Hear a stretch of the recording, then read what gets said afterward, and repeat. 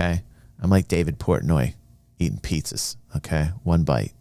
DG360 is brought to you by our Wall of Famers who make this channel possible. Don't forget to become a YouTube member or a patron to get up on the wall and have chances to win every single month on our giveaways. Okay, now I love this type of shit in the real world because it makes me feel like I'm living in the Matrix when I read a title that says The Mystery Wall that still baffles experts. Dude, something about my senses get on like 11 and I'm like, okay, what is it? What is it about this? The conspiracies, the crazy shit in the world that happens. It's the unexplainable stuff. So far to me, this looks kind of AI generated. I don't even know what's real anymore. Do you guys feel like this now? Like, are you guys starting to have this shit like phase in your real life where you start to look at shit and you don't even know it's real anymore or not? You start to feel less real. Like, this is a thing that I'm actually going through right now. Can I see any ones for anybody suffering from this condition like I am right now?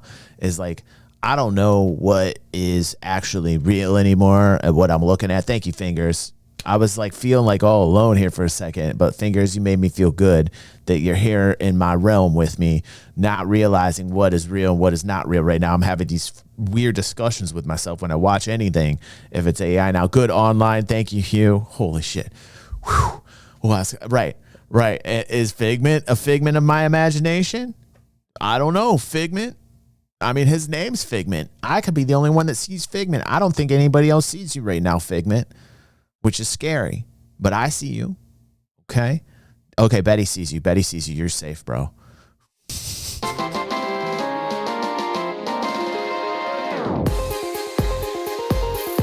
What?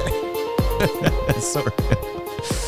Thank you, Instigator. How you doing, buddy? 46 months like a boss. Man, 4 years of subscribing, bro. Yes, I love you, man. Thank you.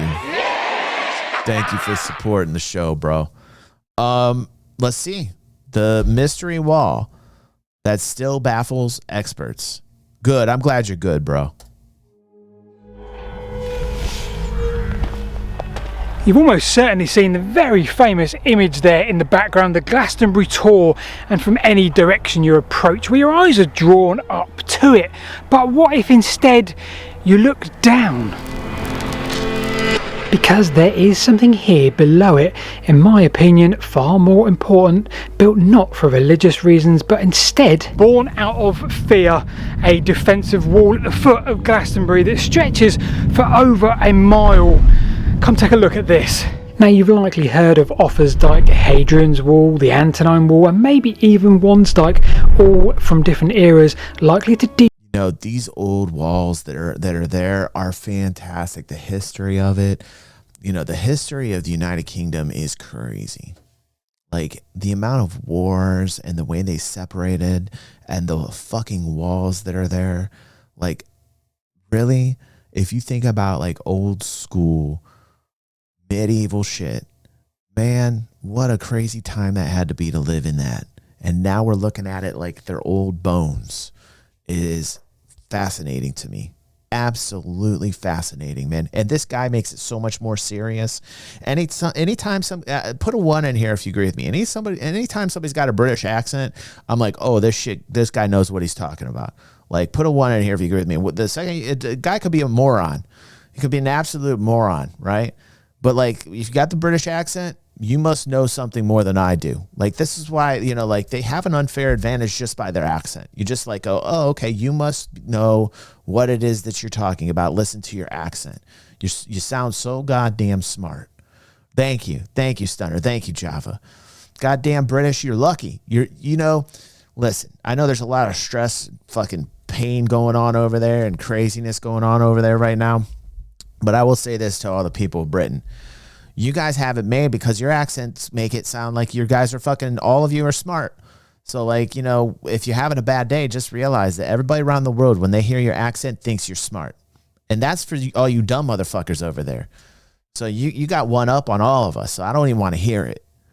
Demarcate the land, monitor trade, and defend territory.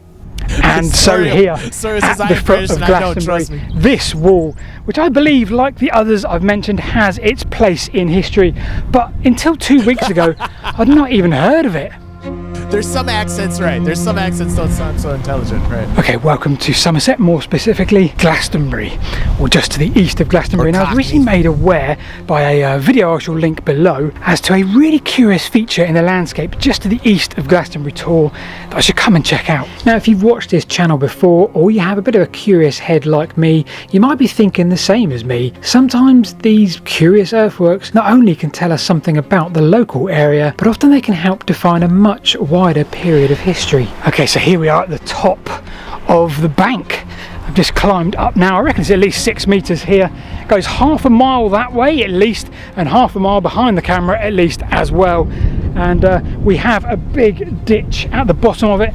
Interestingly, we have no counterscarp on that side. This is facing east, so we're defending ourselves against anything that is coming from that direction, and we're defending, well, whatever is behind us. And it looks to me like the Isle of Glastonbury and Glastonbury Tor there.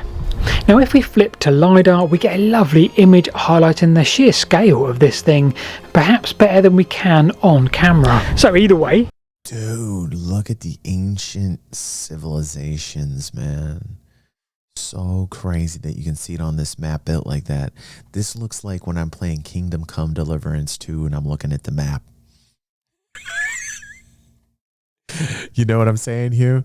Doesn't this look like the map when you're playing Kingdom Come Deliverance 2 and you're going over the little towns and everything, man? It's so crazy to think about life in the past and what it must have been like to live back then. I think I would have thrived. What do you guys think? Like, if you guys were living back in those days, how many of you guys think you could have done that? I think I could have done that successfully. I would have been scared shitless that there wasn't any sanitary shit or hospitals. But I'm watching this wonderful series right now called Outlander. Do you guys even know what Outlander is? Hold on a second. Christy got me hooked on this series right now. I'm going to type it down so you guys look up. Don't even fucking spoil me. I'm only on season 1. I just started it. But I am so into this goddamn Outlander right now. No, I'm in the 2nd season right now. Okay, dudes. I'm telling you all, you're going to love it. You're going to think it's a chick thing, okay? It's not a chick thing. It is actually like historically accurate. It's about Scotland from hundreds of years ago. It's great. I love Outlander. I am a big Outlander fan. I'm telling you right now, I didn't even know the series existed. It's like 10 years old. What's up, Wookie? How you doing, buddy? We saw your video this morning, dude. It was so funny, dude. And I was telling him how great your machinima was, man. It's good to see you in here, Wookie. But anyway, yeah, in those old times, I feel like I would thrive. I don't know if you guys feel like you would thrive in those old times, but I do. And I'd love for you to consider this too. The question of today is, what exactly was this for? Now, in my experience, when you consider earthworks like these, well, they fall into one of 3 brackets. Number 1, we have ditches like Grimm's Ditch, Devil's Ditch, those style of smaller earthworks perhaps used to demarcate the land, late Bronze Age, early Iron Age. We then have larger, perhaps Dark Ages era into middle medieval, the Offers Dyke or Wands Dyke, big walls to mark the land and monitor territory. Now there is another, but before we go there, I want to try and understand this a tad more, so we'll come back to that. Hello, I'm Lord DG of Stannershire. Yes, I like that online, and I sound quite sophisticated in my armour, and the light from my sword shines from many miles around like a bright diamond in the sky. People follow me everywhere I go. I am DG of Stannershire. Hi. Third one later. Now, on first sight of this, well, my mind thinks it's probably the second of the 2 that I've already mentioned. However, let's dig into this deeply and properly. So without further ado, what do we know about this already from archaeological digs to try and help us date it and give it some context? Maddie, I thought that was a very good accent. Then Maddie just took me down a whole bunch of notches. Maddie, just what are you doing to me, Maddie? You know I love it when you do that. Maddie, I'm mad about you, Maddie. Stop it. You know what you do to me when you act that way. So the good news is there have indeed been digs done here in the past. However, first of all, have a look at the hamlet or village name that I'm in right now, Havyat. A linguistist friend, Tom from the channel Allotment Fox, came here, hence why I'm here today. Now he assures me this means gate. The yat part converts to yat, yate, gate.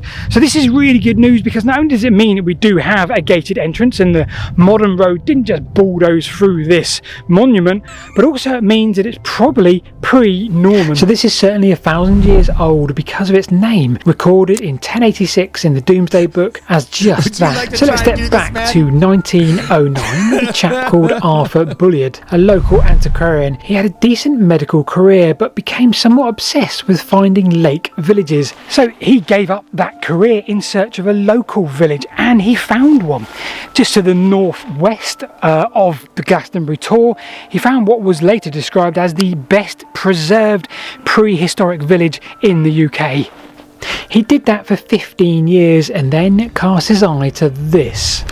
The wall here. Every time anybody was able to answer a question about this, well, it just threw up another question. So he decided to excavate it, do some proper archaeology, and he did so just to the north of the road. Here on the south side of the road, there's a lovely view which continues on to the south in a slight curve. Firstly, the countryside is so beautiful. Anytime I see any filming done there, it's just absolutely so gorgeous, man. Like, I just want to go there one day just to go over the countryside. And just, it looks like it would be like just a wonderful time just to take like a 7-day tour and just drive all around the island. It like all the countryside just looks like absolutely fantastic. He gave us some measurements and deemed that the bank was 9 foot tall and the ditch was 12 foot deep from the level. He goes on to suggest that only a few finds were made, fragmented pottery similar to the lake village of Iron Age back the other side of Glastonbury. Now he concludes from that dig that this was completely inconclusive. There is no meaningful date he can ascertain. However, this is where things get really interesting, because when you read his report, there is one significant nugget of information that's really going to help us, and I'll read it to you now. Pointer's Ball is 5/8 of a mile in length, and it ends on the south side towards Kennard's Moor and on the north side towards Hartymore, a one-time impenetrable swamp, he declares. So all of a sudden now, well, we've got some context to this in the landscape. So what he means by this, if we go back to pre-11th, 12th century, this really was the main route in and out of Glastonbury until the monks started significantly draining this landscape. Now the land behind me, where the road comes in and cuts through this wall, well, that's the ridge that's about 10 to 15 metres above the level of those surrounding levels, the swamps. So that didn't help us date it, but at least now we can tell that we are either defending this or at worst monitoring trade in and out. This is the thing with this, right? The more you start to watch this, sometimes the more you realize the insanity of human beings and the British as well. Because as he explains these things, you think about those old days and you think about actual conversations that happened hundreds and thousands, like over 1,000 years ago, where they were having conversations that probably sounded like this. Should we build the wall here or should we build the wall there? Are we defending here or are we defending there? Like, okay, let's set the wall here. Like, right? And then you're like, oh God, please just get away from the wall. Like, really? Probably just get away from the wall. Oh, and one more crucial statement, I think, from our friend Arthur. This was probably part of a more extensive scheme of defence I don't think for I can this do this portion anymore. of central I don't Somerset. think I can do this anymore, Retro. We're going to have to come back. Listen, this was your pick, wasn't it, Retro? Retro is fascinated with topography, geography, the outdoors, nature. He's in a cool phase right now where he's just exploring. You know, he's how old are you right now, Retro? You're like what, 20? Like, he's in his exploration phase, right? So like he is loving this. Like he wants to know about the walls. He's probably, have you seen these walls, Retro? Retro, have you seen these walls, dude? 18 in January. Thank you. What's up, Nikki? NPC Nikki.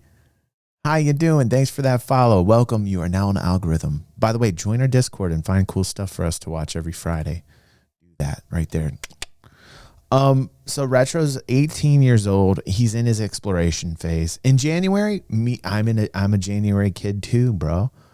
Dude, we're both a bunch of Capricorn maniacs, man. Nice. So he's in the exploration phase. Have you touched these walls, Have you walked in this countryside retro and actually explored these walls? That's what I'm wondering. Oh, Stunner wants me to shame you for being so young. I will not, Stunner. I will not. Let the boy live and explore. Stop it, Stunner. Stop it. Like, this is awesome, dude. This is awesome, bro. I hope you've actually walked alongside the walls and felt the history. You know where I would go? You know where I would? Listen, I want you to name me, if you were in Britain, anywhere in the UK, where would you want to go, right? I'm telling you right now, Stonehenge. I would definitely want to see Stonehenge.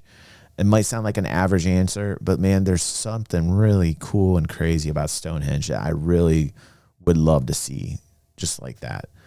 I would probably soak that up.